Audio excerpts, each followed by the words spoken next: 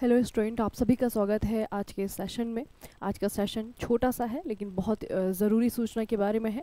तो बच्चे आज हम डिस्कस करेंगे रेलवे के द्वारा अभी जो लेटेस्ट ग्रुप डी की वैकेंसीज आई हैं, यहाँ पे आपकी सैलरी क्या होनी चाहिए, है ना। क्योंकि जब आप लोग प्रिपरेशन करते हैं, आप लोग तैयारी शुरू करते हैं, तो एक मोटिवेशन के रूप में जो है सैलरी काम करती है। ठीक है, बहुत सारे लोगों के मन में सवाल होगा कि ग्रुप डी की पोस्ट है, ठीक है, ग्रुप डी की पोस्ट जो है आपका अगर आप कॉम्पिटिटिव एग्ज़ाम की तैयारी करते हैं तो उसमें जो है आपका लेवल में अगर देखेंगे तो सबसे नीचे की पोस्ट है ना। तो ग्रुप डी में कितनी सैलरी मिलेगी, और एक 10वीं पास जो बच्चा है जो एलिजिबल है इस फॉर्म को भरने के लिए, उसको कितनी सैलरी मिलेगी ग्रुप डी की परीक्षा को पास करने के लिए। ठीक है, तो बच्चे ऑफिशियल नोटिफिकेशन पहले मैं आपको बताती हूँ।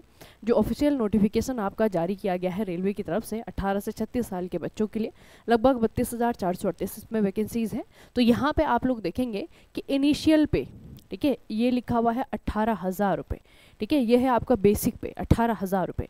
तो जब आप ग्रुप डी की जो पोस्ट है उसे ज्वाइन करेंगे तो आपको बेसिक पे जो है 18,000 रुपये दिया जाएगा। ठीक है, लेकिन ये 18,000 ऐसा नहीं है कि सिर्फ और सिर्फ 18,000 आपको दिए जाएंगे। ठीक है, इसको समझाने के लिए मैं आपके सामने थोड़ी सी एक सैलरी स्लिप की डिटेल शेयर कर रही हूँ बच्चे। ये सैलरी स्लिप की डिटेल है अभी 2023 के अकॉर्डिंग। 2023 में जो ग्रुप डी के बच्चे हैं उनकी जो सैलरी स्लिप है वो किस तरीके से मैनेज वहाँ पे सैलरी बनती है, तो वहाँ पे आप लोग देखेंगे तो बेसिक पे बच्चे आपका 18,000 है। उसके बाद में जो है आपके जो एरियर्स जुड़ते हैं ना बेसिक पे, ये आपका 7,200 है। फिर आपका डीए जुड़ता है, डियरनेस अलाउंस है, लगभग 7,560 का है। फिर आपका जो है एरियर्स ये डीए है, ये आपका 3,000 का है। फिर ट्रांसपोर्ट अलाउंसेस भी मिलता है। ठीक है, उसके अलावा जो है आपका ट्रांसपोर्ट अलाउंसेस जो है आपका एरियर्स के रूप में हो गया। उसके बाद में ड्रेस अलाउंसेस एनुअल हो गया है ना, 5,000 रुपये करीबन है, तो ये आपका एनुअल होता है। तो इस तरीके से ये पूरे जितने भी अलाउंसेस हैं, भत्ते हैं, इनको जोड़ने के बाद में जो ग्रॉस सैलरी बनती है, जो नेट सैलरी बनती है, वो आप लोग देखेंगे तो ये जो है आपकी लगभग 42,000 के अराउंड है ना, लगभग 42,000 के अराउंड है। और ये जो भत्ते होते हैं बच्चे, ये डिपेंड करते हैं कि आप कहाँ पर जॉब कर रहे हैं। जैसे कि ट्रांसपोर्ट अलाउंसेस हैं, तो ऑब्वियस सी बात है कि जो फील्ड वाले बच्चे होंगे, जो फील्ड में जॉब करने वाले बच्चे हैं, उन्हीं को जो है आपका ट्रांसपोर्ट अलाउंसेस दिया जाएगा। जो आपका वर्कशॉप वगैरह में नहीं है उनको नहीं दिया जाएगा ना, ये आपका उस चीज़ पर डिपेंड करता है। बाकी जो अलाउंसेस है वो भी इसी चीज़ पर डिपेंड करता है। तो मतलब मैं आपको ये बताना चाह रही हूँ कि 18,000 जो बेसिक पे है सिर्फ उतना नहीं दिया जाता है, उसके साथ में और भी बहुत सारे अलाउंसेस और भी बहुत सारे भत्ते इंक्लूड होते हैं, जुड़ते हैं, उसके बाद में जाकर के कहीं आपकी सैलरी बनती है। ठीक है, ये तो मैंने आपको 2023 का दिखाया। 2024 की एक सैलरी स्लिप देखते हैं बच्चे, और सैलरी स्लिप में हम देखेंगे टोटल जो है आपकी कितनी सैलरी बन रही है। जैसे कि अब 2023 में जो है 18,000 रुपये बेसिक पे था। ठीक है, ऑब्वियस सी बात है कि बच्चों को काम करते करते एक साल हो गया, तो 2024 में थोड़ा सा बेसिक पे में इंक्रीमेंट होगा, है ना। तो इंक्रीमेंट होने के बाद में आप लोग देखेंगे तो बेसिक पे जो है आपका 18,500 हो गया है। अब जो है आपका डीए भी थोड़ा सा बढ़ गया है। तो अभी तो जो केंद्र सरकार के द्वारा डीए को 50% करने की जो बात की गई थी, अनाउंसमेंट की गई थी, वो भी आपका अलग होगा। मतलब जब आप ये ग्रुप डी की जो 2025 वाली वैकेंसीज हैं, इन्हें बच्चे आप क्लियर करेंगे, और क्लियर करके जो है ज्वाइनिंग करते करते आपका 2026 आ चुका होगा।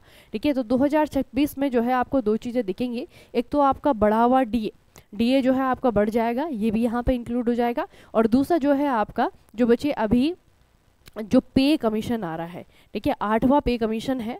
8वां पे कमीशन जो है आपका, इसे बनाने की घोषणा सरकार ने कर दी है, इसको मंजूरी दे दी है। तो बहुत जल्दी ये जो आपका पे कमीशन है, इसकी जो सिफारिशें हैं वो भी लागू हो जाएंगे, और इसकी सिफारिशें 1 जनवरी 2026 से लागू होंगी।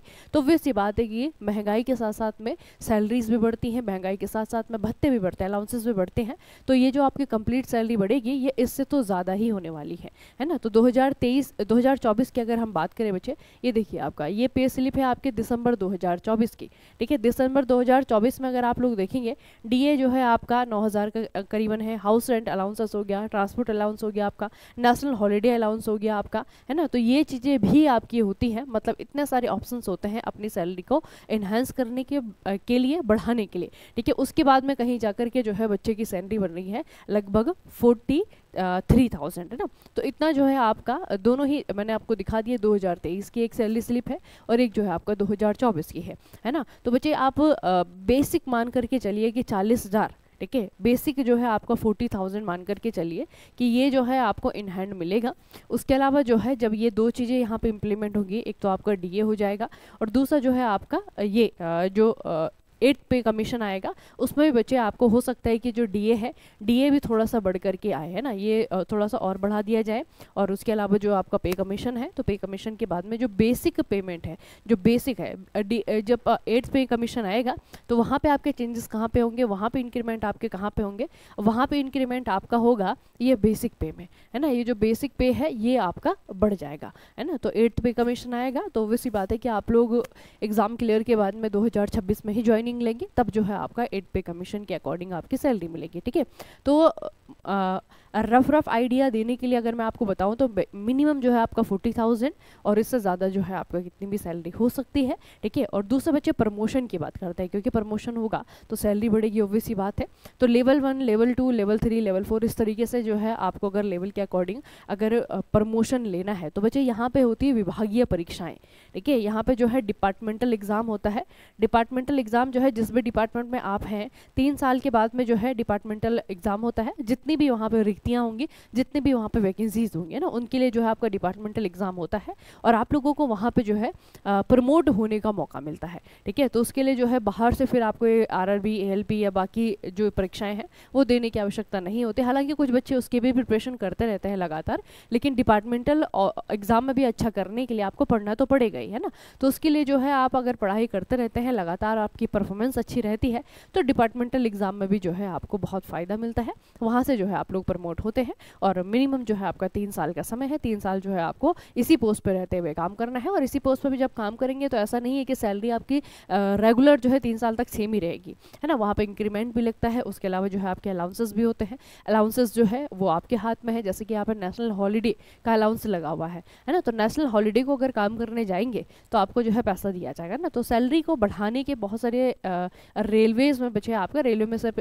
ग्रुप डी की नहीं, बाकी भी जो आपकी बाकी जो चाहे आरपीएफ हो, चाहे आपका ये जेई हो गया, है ना। क्योंकि रेलवेज क्या है, ये 24 घंटे काम पे लगने वाली सर्विसेज है ना। ये जैसे बैंक के जैसे तो नहीं है कि 8 घंटे की जॉब है और उसके बाद में घर में आ गए, है ना। ये जो है 24 घंटे चलने वाली सर्विसेज है। तो यहाँ पे आप लोगों के लिए एक्स्ट्रा काम करके एक्स्ट्रा पैसा कमाने का मौका होता है, ठीक है। इसीलिए अलाउंसेस जो है वो हर बच्चे के अलग हो सकते हैं।